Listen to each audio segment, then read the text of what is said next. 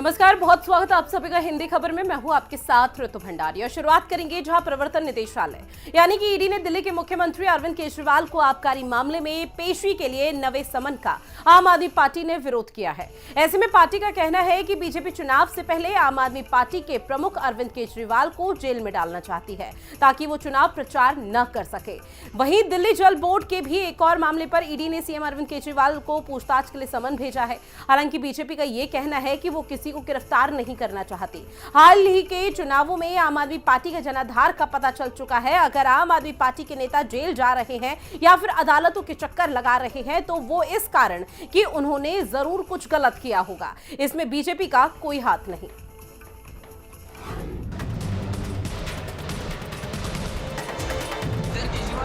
दिल्ली सरकार में मंत्री आतिशु ने सीएम केजरीवाल को ईडी की तरफ से नवे समन पर बीजेपी पर गंभीर आरोप लगाए हैं।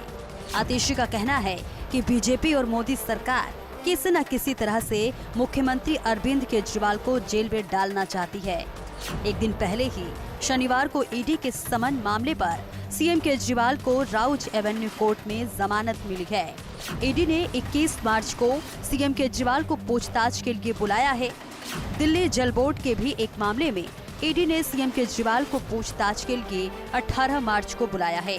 आम आदमी पार्टी का कहना है कि कम से कम बीजेपी को अदालत के फैसले का तो इंतजार करना चाहिए। एनफोर्समेंट डायरेक्टोरेट जो ये कानूनी प्रक्रिया चल रही है, जो ये केस चल रहा है राउज एवेन्यू कोर्ट में, उसके कंक्लूजन का वेट क्यों नहीं कर सकती है?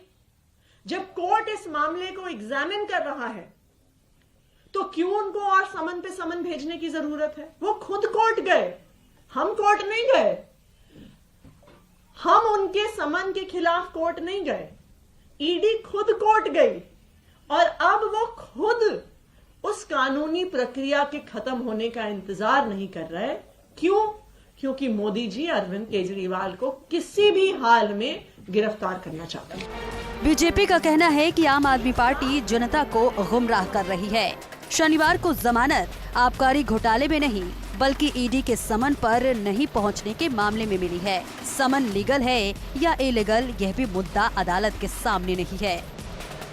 शराब नीति का जो घोटाला दिल्ली में हुआ है उसको लेकर लगातार जांच एजेंसी अपना काम कर रही है और वो जिस तरह से कड़ियाँ जुड़ रही हैं, उनके उप मुख्यमंत्री जेल में है जिनको जमानत नहीं मिल रही, उनके एक सांसद जेल में है जिनको जमानत नहीं मिल रही, और कल आपने देखा कि जो साउथ लॉबी की जो इसमें भूमिका देखी गई है तो उसमें के कविता को भी जांच एजेंसी ने गिरफ्तार किया है।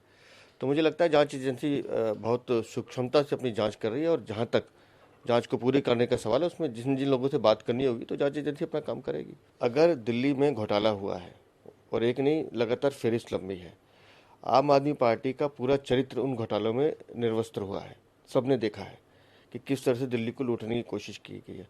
अगर आपने शराब नीति में घोटाला नहीं किया तो आप जांच से भाग क्यों रहे हैं? इस बात का जवाब अरविंद केजरीवाल दें। आप देखिए, जो जांच हो रही है वो शराब घोटाले की हो रही है, क्योंकि इतना संगीन आरोप है कि आम आदमी पार्टी के लीडर्स ने 100 करोड़ रुपए तक के किकबैक्स लिए हैं जो आम आदमी पार्टी की गतिविधियों के लिए ही इस्तेमाल हुआ है। जाहिर सी बात है कि आम आदमी पार्टी के सरगना माननीय मुख्यमंत्री अरविंद केजरीवाल जी हैं, इसीलिए उनकी जवाबदेही बनती है। उनको ही जांच में जुड़कर बताना पड़ेगा कि आम आदमी पार्टी इतना ज्यादा करप्शन क्यों कर रही है। अब हुआ क्या है, जब भी समन आते हैं पीएमएलए में तो कानूनी तौर पर यह अनिवार्य होता है कि आप उन समन्स का आदर करें। जब जब आप उन समन का निरादर करते हैं तो सेक्शन 174 ऑफ द आईपीसी में आप एक नया अपराध कर रहे हैं। आम आदमी पार्टी का कहना है कि जब ईडी को लग रहा है कि सीएम केजरीवाल को आबकारी मामले में गिरफ्तार नहीं किया जा सकता, तब उन्हें दिल्ली जल बोर्ड मामले में बुलाया गया है।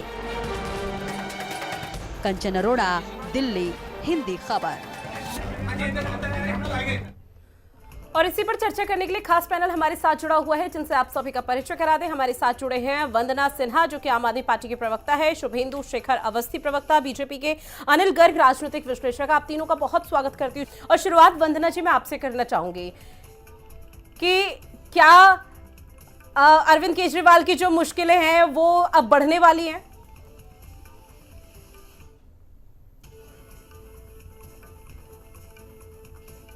बात कहूंगी कि मुश्किलें अरविंद केजरीवाल की नहीं बढ़ी हुई है, मुश्किलें तो भारतीय जनता पार्टी की बढ़ी हुई है, मुश्किलें तो मोदी जी की बढ़ी हुई है। यदि मुश्किलें भारतीय जनता पार्टी की नहीं बढ़ी हुई होती तो आज इस तरीके से जो इलीगल समन्स भेजे जा रहे हैं माननीय मुख्यमंत्री जी को, वो नहीं भेजे जा रहे होते। ठीक है। ईडी पहले तो खुद कोर्ट में जाती है ये कहते हुए कि माननीय मुख्यमंत्री जी कोर्ट में पेश नहीं हो रहे हैं। जितनी बार ईडी ने समन भेजा आबकारी घोटाले में, उतनी बार अरविंद केजरीवाल जी ने उनके समन को रिस्पॉन्ड किया, ये कहते हुए कि समन इलीगल है, ये कहते हुए भी कि आपने एनेक्शंस नहीं दिए, ये कहते हुए कि शेड्यूल नहीं भेजा। उसके बावजूद ईडी खुद कोर्ट में जाती है। जब कोर्ट में जाती है, सेशन में जब अरविंद केजरीवाल जी बिजी होके प्रॉपर रिप्लाई फाइल करते हैं तो वो कहते हैं कोर्ट का अनादर कर रहे हैं। जब कोर्ट खुद ही बेल ग्रांट कर देती है, बेल ग्रांट करने के बाद कहती है हम देखेंगे कि वेदर जो समन भेजा गया उसमें इलीगैलिटी है या नहीं है, तो बावजूद उसके वेट करने के ईडी नौवां समन भेज देती है। अब जब नौवां समन भेज देती है तो आप ये खुद देखिए कि किसकी नींद उड़ी हुई है कि इतना ईडी से मोदी जी इतने घबरा चुके हैं कि वो इंतजार नहीं कर पाए कि कोर्ट को कंक्लूजन पे पहुंचने दें कि क्या समन जो भेजा गया था वो लीगल है या इलीगल है। लेकिन मैम, जहां तक अब बीजेपी का सवाल है, बीजेपी और ईडी के खुद आला अधिकारी ये कहते हुए नजर आ रहे हैं कि भाई अभी तो हम स्वतंत्र हैं, क्योंकि जो अरविंद केजरीवाल को कोर्ट से राहत मिली है वो किसी और केस में मिली है, क्योंकि 8 बार पहले ही समन भेजा जा चुका था। अरविंद केजरीवाल बार बार ईडी के सामने पेश नहीं हो रहे थे, तमाम बातों का हवाला दे रहे थे, जिसके जरिए ईडी कोर्ट पहुंचा, एमपी एमएलए कोर्ट, जब राउस एवेन्यू कोर्ट पहुंचा तो उस दौरान कई बातों का जिक्र किया गया। तो ऐसे में कहा जा रहा है धारा 174 के तहत उन्हें जमानत दी गई है, जिस पूरे मामले पर उनकी सुनवाई हुई थी। बिल्कुल, धारा 174 के अंतर्गत दिया गया था। आपको ही पता है जब कोई जिस तरीके से समन भेजा गया था, समन पे नहीं मौजूद हुए तो ईडी ने कोर्ट में केस फाइल किया था, अरविंद केजरीवाल जी पेश नहीं हो रहे हैं। 174 में समन मिला है, तो आज ईडी इतनी परेशान क्यों हो रही है? तो कम से कम कोर्ट उस चीज को सुनेगी, कंक्लूजन पे तो आने दो। शुभेंदु शेखर अवस्थी जी, मैं आपका रुख करना चाहूंगी, क्या आम आदमी पार्टी को नेस्तनाबूद करना चाहते हैं लोकसभा चुनाव से पहले? क्या आप लोग चाहते हैं कि अरविंद केजरीवाल की गिरफ्तारी हो जाए? बिल्कुल चाहते हैं कि अरविंद केजरीवाल जी की गिरफ्तारी हो। यहाँ पर बैठी हुई वंदना सिन्हा जी, अरविंद केजरीवाल जी या आतिशी जी, लोग उनको बेवकूफ बना रहे हैं और कह रहे हैं कि उनको जमानत मिल गई। भैया 8 बार तुम नहीं गए, किसी संबंध में, किसी ईडी के संबंध में नहीं पहुंचे और बार बार अलग अलग बहाना लगा रहे हो। उस पर जो कोर्ट ने 174 में केस किया कि ये नहीं आए, उस पर जमानत मिली है, ईडी के केस पे जमानत नहीं मिली है। तो एक तो बेवकूफ ना बनाए आतिशी जी या वंदना सिन्हा जी। दूसरा चीज कि यदि आप ईमानदार हैं तो आप क्यों नहीं जा रहे हैं, क्यों भागे भागे घूम रहे हैं? और आपको एक नया जल बोर्ड के अंदर, जो जल बोर्ड लगातार ऋतु जी 600-800 करोड़ से 1000 करोड़ के बीच में प्रॉफिट में रहता था 2013-2014 में, वो 80,000 करोड़ के लॉस में है। उसमें बड़े घोटाले हुए हैं, बहुत सारे लोगों को गिरफ्तार किया गया है और उसके अंदर टैंकर माफिया से लेके ऐसे कई टेंडर हैं, बड़े टेंडर हैं, जिन्होंने बिना काम किए हुए इन्होंने उसको पेमेंट कर दिया है और केजरीवाल जी सीधा उससे डायरेक्टली कनेक्टेड हैं क्योंकि जल बोर्ड के वो अध्यक्ष थे। यदि प्रश्न पूछने के लिए बुलाया जा रहा है तो क्यों नहीं जा रहे हैं? अब ये कह रहे हैं कि बीजेपी का बैकअप प्लान है। बिल्कुल बैकअप प्लान है। बिल्कुल, लगातार आम आदमी पार्टी की तरफ से कहा जा रहा है कि बीजेपी चाहती ही नहीं है लोकसभा चुनाव से पहले आम आदमी पार्टी अपनी सक्रिय भूमिका निभाए और चुनाव प्रचार करे। लौटूंगी सर मैं आपके पास इसी सवाल के साथ, जो सवाल आपने यहाँ पर उठाए हैं वो आम आदमी पार्टी से भी लेंगे। ऐसे में अनिल गर्ग जी, मैं आपका रुख करना चाहूंगी, क्या आम आदमी पार्टी मुश्किल के घेरे में है और जो आरोप लगातार बीजेपी पे मढ़े जा रहे हैं आम आदमी पार्टी की तरफ से, उसे आप कितना सहमत है, सही मानते हैं? इसमें तो कोई शक नहीं है ऋतु जी कि आम आदमी पार्टी थोड़ी मुश्किल में। क्यों मुश्किल में है? देखिए, जनता में नेता अपने भाषण में कोई भी परसेप्शन सेट करने की कोशिश करे, लेकिन टेक्निकलिटीज में जाना पड़ेगा। जिस केस की जमानत की चर्चा अभी वंदना जी भी कर रही थी, अभी मैं सुन रहा था आतिशी जी ने भी कहा, जमानत हुई है कि आप पेश नहीं हुए, ये आपने जमानती अपराध किया है, यानी अपराध किया है। अगर ईडी का सम्मन आपको मिला और आप पेश नहीं हुए तो ये एक अपराध है और ये जमानती अपराध है, 174 के अंदर आता। आप नहीं हुए, आपको जमानत दी जाती है, लेकिन अभी केस चलेगा, इस पे आपको सजा मिलती है नहीं मिलती है बाद की बात है। 1 अप्रैल की डेट है, तो वो तो अलग हो गया कि आप सम्मन पे पेश नहीं होते तो यह आपने एक अपराध किया। बिल्कुल। अब दूसरे उस पे आते हैं कि आप ईडी आपको सम्मन करेगी और आपको जाना चाहिए, क्यों नहीं जा रहे हैं? अगर आप नहीं जाओगे तो इस अपराध को और बढ़ाएंगे। अगर मान लो अभी नोवा सम्मन आया फिर नहीं गए तो ये भी अपराध को आप बढ़ा रहे हो। तो अपने अपराध को बढ़ा रहे हो। जो केस ऑलरेडी जिसमें आपको सम्मन मिला है कि आप पेश नहीं रहे, आप उसकी इंटेंसिटी बढ़ाते जाओगे। और ईडी का जो सम्मन है और ईडी जिस केस में आपको बुला रही है उस केस का इस मामले से कोई लेना देना नहीं है जिसमें इनको जमानत मिली है। दोनों बातें। तीसरी बात, जो आरोप लग रहा बार बार कि आम आदमी पार्टी को फंसाया जा रहा ताकि वो लोकसभा चुनाव में अपना प्रचार न कर सके केजरीवाल जी, तो आप मुझे बताओ पहला सम्मान रितु जी कब मिला था इनको? आई थिंक जो मेरे को याद है इनको 21 नवंबर को पहला सम्मान मिला। बिल्कुल, जब मध्य प्रदेश के शेडोल में उन्हें चुनाव प्रचार के लिए जाना था और इसी चीज का हवाला अरविंद केजरीवाल की तरफ से दिया गया था। 2 नवंबर को रितु जी 2 नवंबर को पहला सम्मान मिला। ठीक है, उस समय तो 6 महीने बचे थे आपके पार्लियामेंट के चुनाव के। अगर आप उस समय पहले सम्मन पे चले जाते तो ये 9वें सम्मन तक बात ही नहीं आती, ना इस केस की जरूरत पड़ती। तो आप जाके अपनी बात कह के आ जाते, किस्सा खत्म था। आपको क्यों डर लग रहा है कि आपको गिरफ्तार कर लिया जाएगा? इसका मतलब आपके मन में भी कुछ ना कुछ चल रहा है। जिस कारणों के कारण, जिन तथ्यों के कारण संजय जी अंदर है, मनीष सिसोदिया जी अंदर है, अभी कविता को गिरफ्तार कर लिया गया, आपके मन में कहीं तो डर है कहीं आपको भी गिरफ्तार कर लिया जाएगा। ये मन में डर नहीं होता तो 2 नवंबर के पहले पेशी में ही आप चले जाते हैं, क्योंकि आप तो कानून का सम्मान करने वाले लोगों में से एक है। आप तो बार बार कहते हैं कानून का सम्मान होना चाहिए, तो आप खुद क्यों नहीं कर रहे? तो कहीं ना कहीं डर तो है आम आदमी पार्टी में। अब देखना है कि आगे क्या करते हैं। बिल्कुल, आने वाले स्टैंड पर हर किसी की आम आदमी पार्टी पर भी नजरें टिकी हुई है। वंदना जी, क्या वाकई में डर है आप लोगों को? देखिए, मैंने आपको पहले भी रितु से ये मेंशन किया और मैं अनिल गर्ग जी को भी ये बताना चाहूंगी कि अभी भी हमने यही कहा, हमारा स्टैंड पहले भी यही था कि माननीय मुख्यमंत्री अरविंद केजरीवाल जी इसलिए नहीं गए समन में क्योंकि जो समन भेजा गया था वो समन इलीगल है।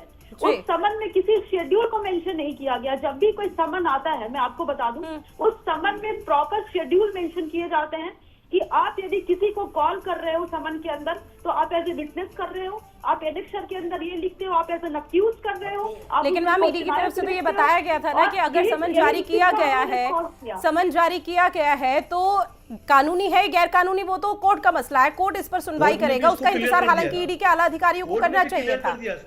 कोर्ट ने भी क्लियर कर दिया इसको कि ईडी के जो सम्मान है उस पर जाना पड़ेगा। यदि कोर्ट ने ये चीज यदि कोर्ट ने ये चीज बेल दिया गया और कोर्ट ने कहा इस पे सुनवाई करेगी तो ईडी को फिर से नौवें समन भेजने। अरे अभी आपको समझ में नहीं आ रहा है क्या? ईडी खुद इस चीज का इंतजार कर सकता था इस कंक्लूजन पे आने का कि वेदर जो समन भेजा गया है उसमें इलीगैलिटी है या वो लीगल है। तो दो अलग अलग चीजें हैं। पहले वो खुद अलग अलग चीजें हैं। आप किसको समझा रहे हैं यहाँ पे? इन कंक्लूजन का इंतजार नहीं करते। नहीं, बिल्कुल नहीं। आप किसको समझा रहे हैं ना कि समन इलीगल है या लीगल है? वंदना जी, आप किसको समझा रहे हैं? आप नहीं गए कोर्ट के सम्मन पे, उसकी जब कोर्ट में गया तो उसके अगेंस्ट में आपको बेल मिली है। सम्मन ना जाना, आबकारी नीति मामले में, दिल्ली जल बोर्ड मामले में अभी ईडी स्वतंत्र है आप लोगों को समन देने के लिए। ईडी पूछताछ के लिए आप लोगों को बुला रही है, वो बुला सकती है। ईडी के आला अधिकारी ने हालांकि बहुत जल्दी कर दी, इस बात को बहुत तरीके से समझा जा सकता है, लेकिन सवाल आप लोगों से भी उठता है शुभेंदु शेखर अवस्थी जी कि ईडी के आला अधिकारियों को इतनी जल्दी क्या थी? कोर्ट से थोड़ा बाहर आने देते, सांस लेने देते कम से कम। तब दिल्ली जल बोर्ड को लेकर जो घोटाला हुआ है, जिसको लेकर आप लंबे समय से उठा रहे हैं, उस पर समन जारी कर दिया जाता। रितु जी, एक बात बताओ, नवंबर से तो आबकारी नीति के लिए सब लगातार इनको दिए जा रहे हैं। हर बार नए नए बहाने हैं। कभी कहते हैं कि हमको कोर्ट वहां जाना है, कभी विपाशना में जाना है, कभी कुछ। फिर जब कोई बहाना नहीं मिला तो बोले कि ये इलीगल है। वंदना जी, आप सब लोगों को क्यों बेवकूफ बना रहे हो यहाँ बैठाल के कि उनको बेल मिल गई है? अरे बेल किसी और केस में मिली है, जो वो नहीं प्रस्तुत हुए इसके कारण बेल मिली है। वो जेल भी जा सकते हैं उसके ऊपर। दूसरी चीज मैम, जो कई घोटाले इन्होंने किए, हर डिपार्टमेंट में घोटाला है। जल बोर्ड के अंदर पिछली एक इंक्वायरी चल रही है जिसमें चीफ इंजीनियर से लेके सभी लोगों का लगभग 10,000 करोड़ से ऊपर का घोटाला है, जो आबकारी नीति से भी बड़ा घोटाला है। तो मेरा मानना है कि उसके, क्योंकि भी जो उसके अध्यक्ष हैं वो केजरीवाल जी थे उस समय पर, और अभी सीएजी ने भी ऑडिट किया, और उसने भी सीएजी ने भी ऑडिट करके, जो 7 साल से 8 साल से ऑडिट नहीं हुआ था जल बोर्ड, 16-17 के बाद कभी ऑडिट भी नहीं हुआ है। जब ऑडिट हुआ तब सीएजी ने बताया कि बहुत बड़ा घोटाला है, उसके अगेंस्ट में इन पे इंक्वायरी चल रही है। तो प्रश्नों का जवाब दें। यहाँ पर इधर उधर बात करके दिल्ली की जनता को घुमाने की जरूरत नहीं है। और इलेक्शन तो साल भर आते रहेंगे। केजरीवाल जी ने यदि चोरी बिल्कुल, इस पूरे मामले पर 2 गिरफ्तारी हो चुकी है और ऐसे में एक और समन अब यहाँ पर जारी किया है। वंदना सिन्हा जी, बहुत सीधा सा सवाल कि आप लोगों को नहीं लगता कि ईडी अगर लगातार समन जारी कर रहा है तो उस दौरान एक बार अगर कुछ नहीं किया है, कट्टर ईमानदार पार्टी आम आदमी पार्टी हमेशा से रही है, इस तरह के दावे वादे करती हुई नजर आई है, कुछ नहीं किया है तो एक बार पेशी हो जाए, जो सवाल ईडी के आला अधिकारियों के हैं उनके समक्ष पेश हो के उन सवालों का जवाब दे दे, सीधा बाहर आएंगे। जब कुछ किया ही नहीं है तो वाकई में डर किस बात का, क्योंकि बीजेपी तो इस तरह के सवाल उठाएगी ना मैम। मैं तो कह रही हूँ कि हमारे जब ईडी ने, हम सारे कानून के हर अथॉरिटीज की इज्जत करते हैं, हम कोर्ट की इज्जत करते हैं, आज तक कोर्ट के किसी भी ऑर्डर की हमने अवहेलना नहीं करी। यदि समन भेजे तो लीगल समन भेजे ना शेड्यूल भेजते हैं। और अभी बात कर रहे थे, अभी चल ऐसे केस में आप, अरे ईडी के पास पावर है, मोदी जी के इशारों पे ईडी और सीबीआई चलती है, तो आप सीक्वेंस ऑफ केसेस देख लीजिए, आप सीक्वेंस ऑफ केसेस देखिए। अभी कोर्ट से बाहर निकले नहीं थे कि फिर से 9वां समन भेज दिया है, क्या प्रूव करते हैं? कुछ प्रूव करने की जरूरत नहीं है। ठीक है अनिल जी, अपनी बात रखिए आप। जुड़ी हुई है मोदी जी। ठीक है वंदना जी, लौटूंगी मैं आपके पास। वंदना जी लौटूंगी मैं आपके पास। अनिल जी अपनी बात रखिए। रितु जी, 2 बातें हैं। एक मेरी बात जो है, जो पूरे मामले में जो समझाने की कोशिश कर रही है, देखो टेक्निकलिटीज का मामला है, बिल्कुल जो केस हुआ है वो आपने पेश नहीं हुए, वो एक मामला बना है कि पेश क्यों नहीं हुए। उसमें सजा की जो बात अभी शुभेंद्र जी कह रहे थे, उसमें 500 रुपए मात्र जुर्माने का है और 1 महीने इम्प्रिजनमेंट होती है, जो आज तक किसी को नहीं हुई। तो वहां पे कुछ सजा वजा नहीं होने वाली, वो मामला सिर्फ 500 रुपए जुर्माने पे खत्म होने वाला है। रितु जी भी इसको वंदना जी भी ठीक से जानते हैं कि आप अभी भी आगे पेश नहीं होगे तो ये मामला बहुत ज्यादा गंभीर नहीं होता। और अपने जो अधिकार है, सीएम होने के विशेष अधिकार होने के कारण आपको जबरदस्ती ईडी वाले घर से उठा के ले जाए नहीं जाएंगे अभी, क्योंकि अभी वो आपके पास विशेष अधिकार सुरक्षित है। जैसे, लेकिन ऐसा मैं दूसरी बात कह रहा हूं, जो मेरी बात वंदना जी के लिए है। देखिए, पॉलिटिक्स परसेप्शन पे चलता है। परसेप्शन अगर आप बार बार ये सेट करते रहेंगे कि आप ईडी से डर रहे हैं, आप ईडी से भाग रहे हैं, ईडी के सामने नहीं जाएंगे, तो जनता में आपकी लोकप्रियता का इसको खामियाजा भुगतना पड़ेगा। आपकी लोकप्रियता कब हो सकती है? जनता में आपकी क्रेडिबिलिटी कम हो सकती है। अभी अब चुनाव में आपको हो सकता है वोट लेने में आपको इसको फर्क आए, क्योंकि भारतीय जनता पार्टी तो इसको बुलाएगी। अगर आप सचमुच नहीं जाएंगे, देखिए कोर्ट से तो आप टेक्निकलिटी करके बच सकते हैं। जहां तक मैं समझता हूँ, वंदना जी शायद एडवोकेट भी है, वो कानून शायद सबसे बेहतर ही जानती होंगी। तो कानून वाला मामला एक अलग मामला है, लेकिन जनता की अदालत दूसरा मामला है, जिसके अंदर अभी आम चुनाव में जाना है, आम आदमी पार्टी को भी जाना है, बीजेपी को भी जाना है। तो मेरा कहना है, इन सबसे जो परसेप्शन सेट हो रहा है वो ये हो रहा है कि आम आदमी पार्टी ने कहीं बिल्कुल आम आदमी पार्टी के अगेंस्ट कहीं ना कहीं जो नेगेटिव यहाँ पर पहलू है वो लगातार जनता के बीच पहुंच रहा है। लेकिन अनिल जी, एक सवाल और आपसे, अनिल जी एक सवाल और आपसे, क्या झारखंड जैसी स्थिति यहाँ बन सकती है दिल्ली में? क्योंकि झारखंड में भी हमने देखा था हेमंत सोरेन को 9 बार तकरीबन समन भेज दिया गया था। झारखंड में हेमंत सोरेन जब वहां पेश नहीं हुए तो उनके सरकारी आवाज में ईडी धावा बोल देती है और उनकी गिरफ्तारी हो जाती है। उसके बाद झारखंड की सियासत के क्या कुछ हाल रहे वो सबने देखे। तो क्या उस तरह की स्थिति अब दिल्ली में बन सकती है?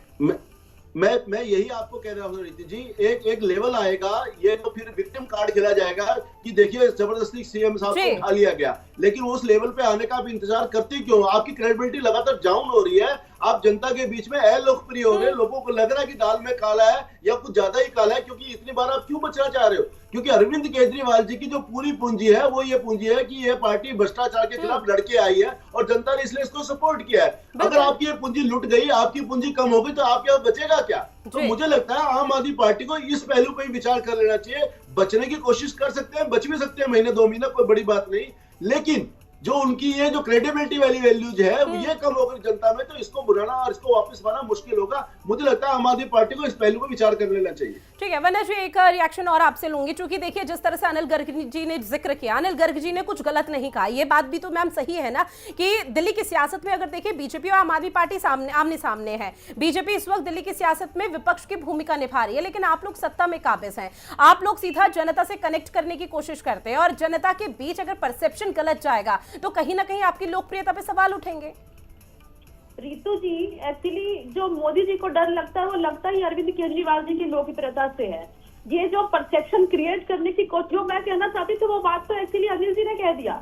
ये सारी चीजें तो मोदी जी कर इसलिए रहे हैं कि वो परसेप्शन क्रिएट करना चाहते हैं जनता के बीच में कि भाई ये सारी चीजें हैं। क्योंकि अरविंद केजरीवाल जी इतने लोकप्रिय हैं इसलिए वो दिल्ली में भी बहुमत से जीते, इसलिए पंजाब में बहुमत से जीते, इसलिए एमसीडी इलेक्शन जीते, और चंडीगढ़ में चाहे कितनी भी उनके साथ परेशान किया गया, कितने भी गलत तरीके से इलेक्शन जीता गया, लेकिन वहां भी एमसीडी का इलेक्शन, मेयर का इलेक्शन जीते। तो ये परसेप्शन ही एक्चुअली लोकप्रियता का। अरविंद मोदी जी को तो डर लगता है, उनकी लोकप्रियता से डर लगता है, इसलिए परसेप्शन क्रिएट किया जा रहा है। अभी कोर्ट से निकले नहीं, 9वां समन भेजा गया। ठीक है, अवस्थी जी जवाब दीजिए। अरविंद केजरीवाल की लोकप्रियता से प्रधानमंत्री नरेंद्र मोदी, बीजेपी पूरी तरह से बौखला गई है, इसलिए इस तरह के ताबड़तोड़ एक्शन। ऋतु जी, आज तक के इतिहास में, दिल्ली के इतिहास में सबसे कोई करप्ट आदमी है और सबसे कोई करप्ट पार्टी है तो वो आम आदमी पार्टी है, और ऐसी ही इमेज अरविंद केजरीवाल जी ने बनाई है। उन्होंने कितना जनता से झूठ बोला हम घर नहीं लेंगे, तो कितना बड़ा घर ले लिया, 52 करोड़ रुपए घर के अंदर शीश महल में लगा लिया, 9 लाख रुपए का तो सिंगल टॉयलेट की सीट है, 7-7 लाख रुपए के पर्दे हैं। तो उन्होंने जो भी परसेप्शन बनाया जनता के बीच में, वो सब झूठा हो गया। उन्होंने कहा था गाड़ी नहीं लेंगे, इस समय पर उनके पास कम से कम 40 गाड़ी चलती है साथ में। उन्होंने कहा था कि हम बिल्कुल आम आदमी की तरह रहेगा, हर आदमी बिल्कुल रहेगा और कोई भी इस तरीके का नहीं है। तो वही मैं कहना चाहता हूं कि अब बिल्कुल सर, देखिए आरोप प्रत्यारोप का दौर चलता रहेगा, लेकिन सवाल अंत में वही उठता है ना कि जो वंदना सिरोही जी बार बार कह रही हैं कि अरविंद केजरीवाल की जो लोकप्रियता लगातार बढ़ रही है, उससे आप लोग घबराए हुए हैं, और इसी के चलते तो आप इस तरह के काम कर रहे हैं, एक्शन ले रहे हैं। मध्य प्रदेश में, छत्तीसगढ़ में और राजस्थान में जितने नोटा को वोट मिले, उससे भी कम अरविंद केजरीवाल जी को वोट मिले हैं। कौन सी लोकप्रियता की बात कर रहे हैं?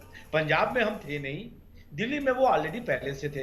आइए 2025 के चुनाव में कम से कम यदि 70 सीटों में से 75, लेकिन दिल्ली एमसीडी में तो आप लोग थे ना, दिल्ली एमसीडी में तो आप लोग थे ना, दिल्ली एमसीडी का क्या हुआ? एंटी इनकम्पेंसी रहती है, हम लोग 15 साल से उसमें थे, इसलिए लोगों ने हमको नकारा और हमने स्वीकार किया।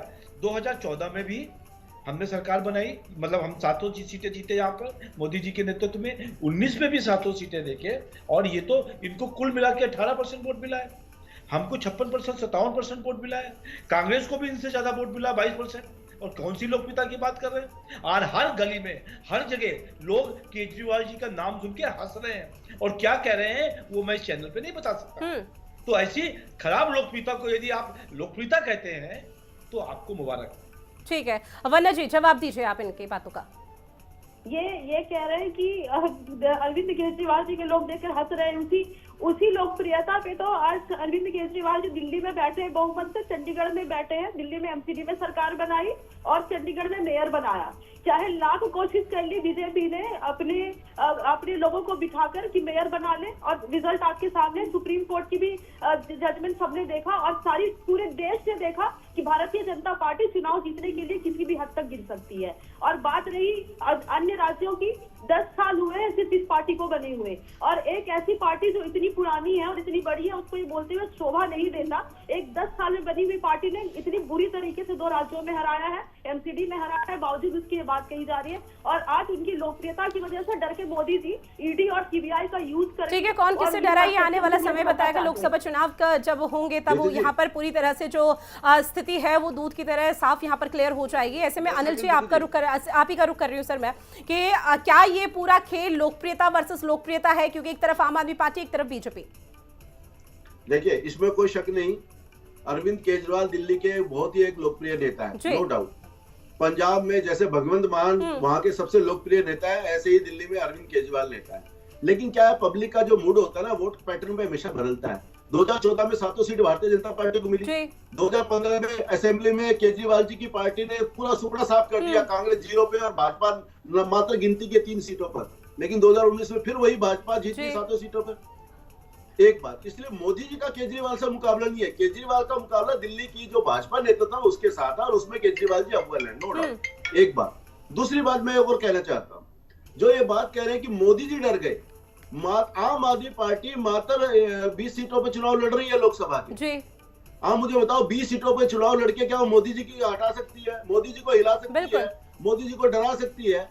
तो किस आधार पे ये कह रहे हैं कि मोदी जी केजरीवाल जी से डर गए? तो ये जो बात जो है ना, इस तरह की बात करते हैं, देखो जनता बहुत समझदार है। जब आप इस तरह की बात करते हो, जनता आपकी बात सुनकर हंसती है, आपके कार्यकर्ता ताली बजा सकते हैं, लेकिन जनता आपकी बात सुनकर मुस्कुराती है कि आप कौन सी बात कहाँ करें।